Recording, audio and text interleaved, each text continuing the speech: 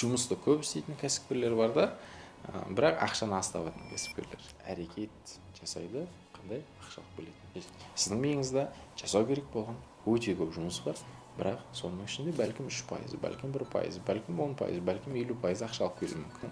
Жасау керек болған жұмыстардың бірі бұл табыс табу. Яғни ол кәсіпкер деген атқа сол үшін ие болып тұр.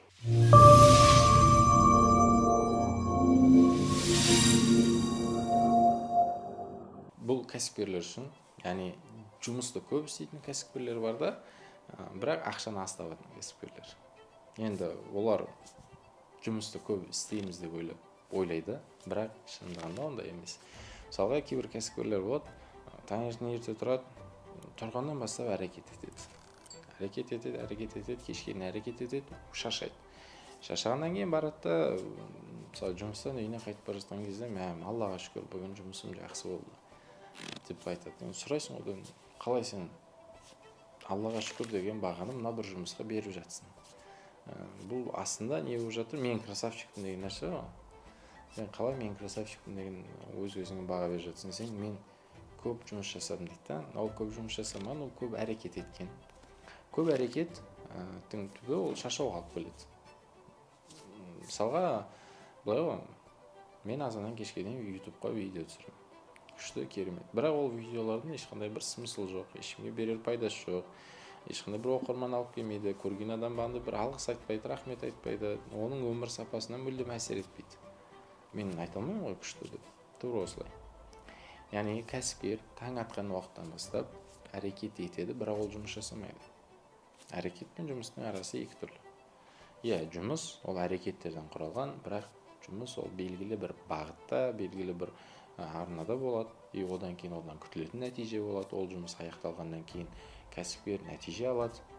Оң болсын, сол болсын, яғни аз көп нәтиже алады.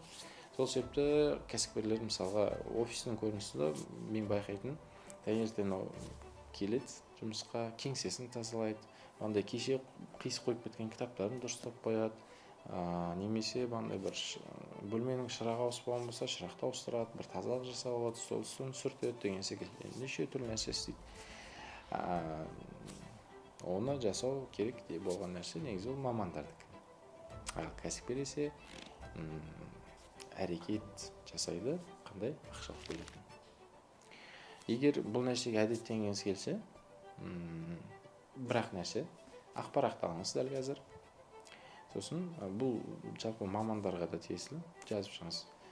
Мен қандай жұмыс жасап жатырмын? Жұмыстарыңыздың тізімін бір көріп алыңыз өзіңіз, картинка ретінде. Соңғы аптада, соңғы күндерде, немесе бүгін не істедім деген секілді. Әрекеттер жазып шығыңыз. Чай қойдым, бүйттім деген секілді. Енді екінші қағаз бар, не істеуім керек? Ол жерге тақырып жазылады. Ақша алып келетін әрекеттер, ақша алып келетін жұмыстардың тізімін жазып шығу. Сіздің миыңызда жасау керек болған өте көп жұмыс бар, бірақ соның ішінде бәлкім 3%, бәлкім 1%, бәлкім 10%, бәлкім 50% ақша алып келуі мүмкін. Яғни, мына бір қағаз сізге әрекеттеріңізді сұрыптап береді. Ақша алып келетін әрекет. Яғни, кәсіпкердің жасау керек болған жұмыстардың бірі бұл табыс табу. Яғни, ол кәсіпкер деген атқа сол үшін ие болып тұр. Яғни, ол ай өткеннен кейін оған ешкім ақша бере қоймайды. Сен өмірді бір ай сүріп берген үшін рахмет деген сияқты. Всегда бізде болу керек болған нәрсе, назарымызды ұстау керек, ол маман болсын, ол кәсіпкер болсын.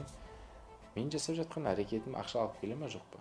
Ақша алып келмейтін болса, бұны басқа біреуге де жасатуға болады. Немесе мен не үшін жасап жатырмын деген сияқты сұрақтардың адамда жауабы болуы қажет.